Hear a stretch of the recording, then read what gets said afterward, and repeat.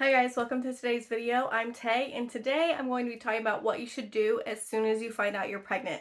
Now I'm literally talking like you take the test, the result comes up, and like these are the things that you should do from that moment on. Let's get into it. So, if you're watching this because you are like me and you just found out that you're pregnant and now you have no idea what in the heck to do, then first off, congratulations.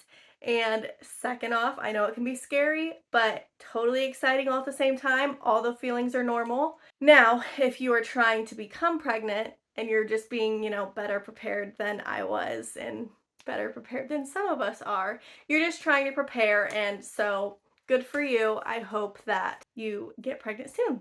Honestly, the very first thing that I did when I found out I was pregnant is I took a second pregnancy test.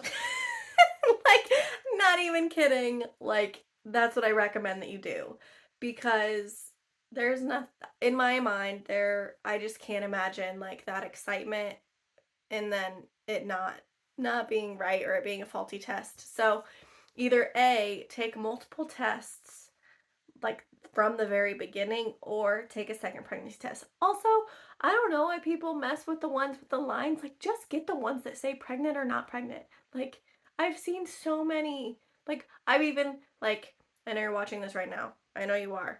But, like, I've gotten a picture that's like, does that say positive? Like, just buy the one that says pregnant.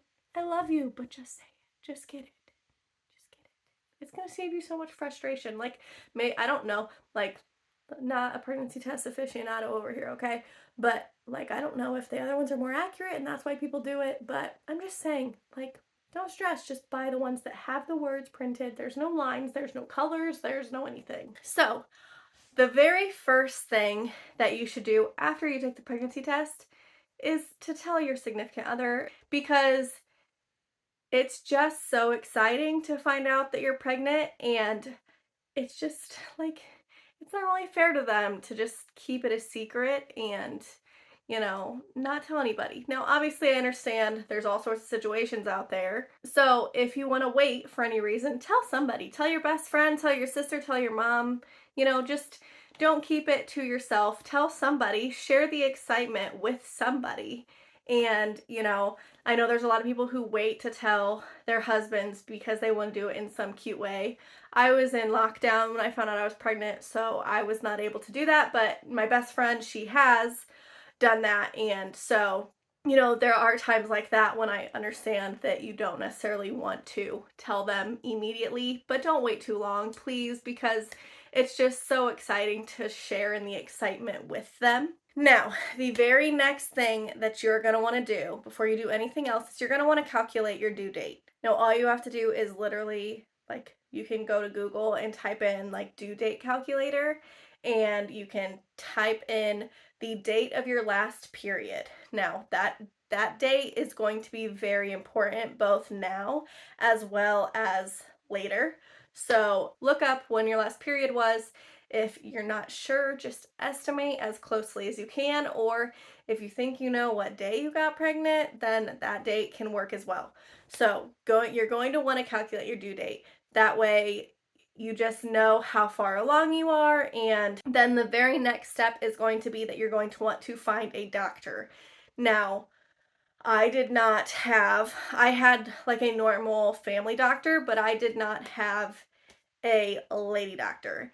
And so I did have to find one right away. And I actually asked opinions around like my friends who had had babies. I have some friends that have worked with some of these doctors. And so I actually got some recommendations and went with one of the doctors that they recommended. Now, obviously, if you don't have this option, you will go to whoever your insurance carrier is. They should have a list of doctors that are within your coverage area or in your area. So go ahead and find a doctor, and you're going to want to call the doctor pretty much immediately. It obviously doesn't need to be like, I found out I'm pregnant right now, and like an hour later I'm calling the doctor. But the next day you should call your doctor because you're going to want to schedule an appointment to go in.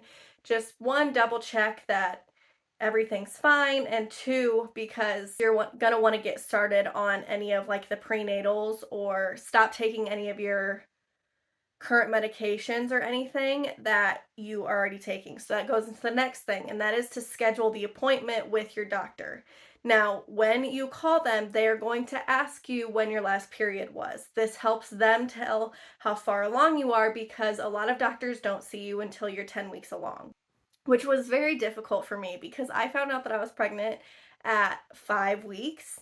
And so the fact that I was going to have to sit there and stress and not like hear the heartbeat or like have a doctor look at me for 5 weeks was actually very stressful for me because I am a worrier, and so I was super paranoid. But anyways, a lot of them won't take you until you're 10 weeks. So they're going to ask you when your last period was so that they can calculate when that will be. The next thing that, at least what my doctor did, is they asked if I was taking any medications. There's some medications that you can't take when you're pregnant. And so I wasn't taking any, but you're going to want to have a list of any if you are. They also wanted me to go ahead and immediately start taking a prenatal. The other thing that they told me to do is they gave me basically a short list. I got the much longer list at the appointment, but pretty much a short list of things that I needed to quit doing while I was pregnant. So that included like drinking alcohol and cutting down on my caffeine, which are like the caffeine for me, like that was a struggle. Okay. Like I love caffeine. Now, I did not cut caffeine out completely, and I was told that you can have up to 200 milligrams of caffeine per day if you're pregnant. Now, obviously, your doctor might say something different. Something else might work for you, but that's what I did. So that's the equivalent of 2 cups of coffee every day. I did cut out pop for the most part when I was pregnant, but I did still drink coffee. And so I just always had 2 cups or less. There was actually a long time in my pregnancy when I was so sick that the smell of coffee like gagged me. So there was a time, it's probably part of the reason why I was so miserable, because there was a good chunk of my pregnancy that I didn't have any caffeine at all. And like now looking back, like probably didn't make me the super happiest, not gonna lie. So the next thing that you're going to want to do is you are going to want to either one, talk to your HR wherever you're working, or two, you're just going to want to look in like your employee handbook and see what the maternity leave is and the different things that you're going to need to prepare for. Now, I understand you might not want to go to your HR right away, especially this early. I did not go to my HR until after I had like already told my parents. I didn't tell anybody at my work until I was at least 12 weeks. But I did look in the employee handbook and try to get a general idea of what the maternity leave was going to be. So the way that my work did it, and I have no idea if this is the way that other businesses do it, but the way that my business did it is it kind of was based this loosely the same as like short-term disability.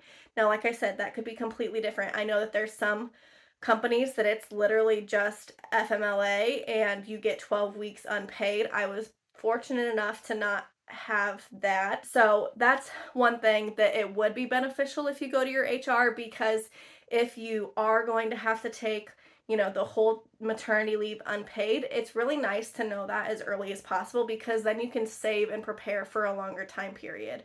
I actually was a little bit confused about what my maternity leave was, and I ended up finding out I was like 7 months along. I ended up finding out that what I thought was going to happen was not what was going to happen, and it was completely fine. It was not a crazy misunderstanding, but say you think, you're expecting to get paid that whole time and then you find out that you're not going to get paid at all. 40 weeks is a lot longer of a time to prepare and save for that than say like 8 weeks. And so that is why I just honestly feel like the sooner that you can tell somebody, and I'm saying tell your HR, you do not need to tell your boss. Your HR should not tell your boss that you are pregnant. Obviously, for some people, they don't care. They can tell their HR. They find out they're pregnant the next day. They're telling their entire office. I did not want that to happen because, like I said, I was a worrier and I didn't want to have to deal with a whole bunch of people knowing that I was pregnant. Heaven forbid if something would have happened. The very next thing is kind of along the same lines, and I really want you to sit down and start evaluating your finances, because having a baby is expensive.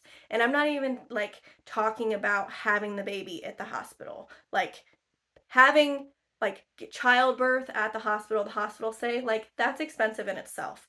But what I'm talking about is you're gonna have to get all the baby things. You're gonna have to get the cribs, the bottles, the bibs, the clothes, the all the things. And even though it's doesn't seem like it would be that much, it adds up very, very, very quickly. And it's just something that in my head, like I know, like, okay, kids are expensive. And then also in my head, I knew I needed a lot of things.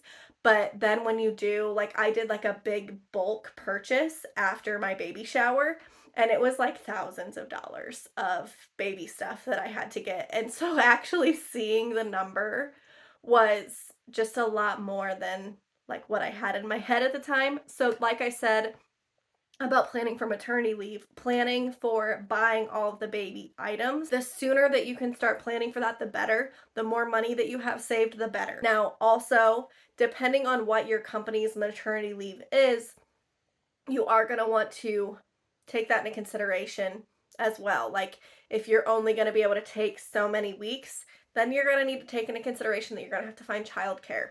And when I tell you that, like, you might laugh at me when I tell you that when you find out you're pregnant, you need to be thinking about childcare. But my baby has been on a wait list at the daycare I want to take her to for 8 months. And I still haven't gotten a call. So, when I tell you to start looking for a babysitter when you find out you're pregnant, I'm not joking. Now, obviously, it's different if you like have a family friend that's going to watch them, or your parents, or you are a stay-at-home mom, anything like that. Obviously, you don't have to worry about that, but it can be very stressful to think about where your baby is going to go when you have to go back to work. I am fortunate enough that my mother-in-law watches my daughter because she does not work, and then also I am still working from home, and so I'm blessed that I work for a company that allows me to do both as long as I get my work done. Now that does mean that there are times that I'm working some very weird hours, but it is what it is. I get to spend time with my daughter. She doesn't have to go anywhere, and it just works for us. And it's something that we're very blessed about. Now, another thing that you're going to want to do, and this is actually something that might be part of the conversation that you have when you make your doctor's appointment. I honestly can't remember if it was part of that conversation or if I didn't have that conversation until my actual doctor's appointment, but you're going to want to look up a list of foods that you really shouldn't be eating when you're pregnant. Now, the list of foods is like undercooked eggs or raw eggs or undercooked meat or really anything raw. Like, my favorite food in the whole wide world is sushi. And like, I could still have some sushis were fine because obviously not all sushi has raw fish in them and everything like that. But I was not able to have the good sushi. Like, the good sushi is the sushi that doesn't has raw fish in it. But anyways, back to the actual point. You're going to want to look up a list of foods that you can't eat. And other things are like soft cheeses. And really, this, like, they say shellfish, that you shouldn't have any kind of like seafood. But really what it is, it's the seafood that's really high in mercury. So it's like swordfish, tuna, like I'm sure there's other ones. So those are the big ones. Like tuna was the really big one. Now the other fish you have to limit. Like you can only have a certain amount per week because of that. So I obviously understand if you want to completely avoid it, that's fine. But seafood is just a really high percentage of my diet. And so I did look into it deeper on which fish that I could have versus I couldn't have and how much and stuff. And so just really do your research and just make sure that you're being safe. Now, obviously, there are things that there's a list of like 100 and bajillion things that they say you should and shouldn't do when you're pregnant, and everybody's gonna have their own opinions. You're already so miserable when you're pregnant. You don't need to like be constantly freaking out about, like, there was one when I went out to eat and I was eating something, and halfway through the meal I realized that there was feta cheese in it, and you're not supposed to have soft cheeses. And so there was like part of me that kind of freaked out, and I told my husband, he's like, there was like a handful of cheese, like, you're going to be fine. And it was fine. I promise it was fine. So, like I said, look up the list, do your research, but don't be like you don't need to be super crazy about it. Obviously, Do not go crazy. Do not like break all the rules. Don't be irresponsible. Again, talk to your doctor. I'm not a medical professional. I'm just telling you. Now, that is the list of things that I think you should do as soon as you find out you're pregnant. Like I'm talking about, like you should have most of that stuff done like within a week of finding out that you're pregnant. I just think it's going to make your life a ton easier. And those are the things that are just genuinely really important. Now, thank you for watching. Thank you so much for watching. And if you haven't seen this video, I recommend that you watch this one right here. It talks about some of the items that you might need when you have a baby. Or you can watch this one right here instead. Whatever floats your boat. But thanks again for watching. See you next time.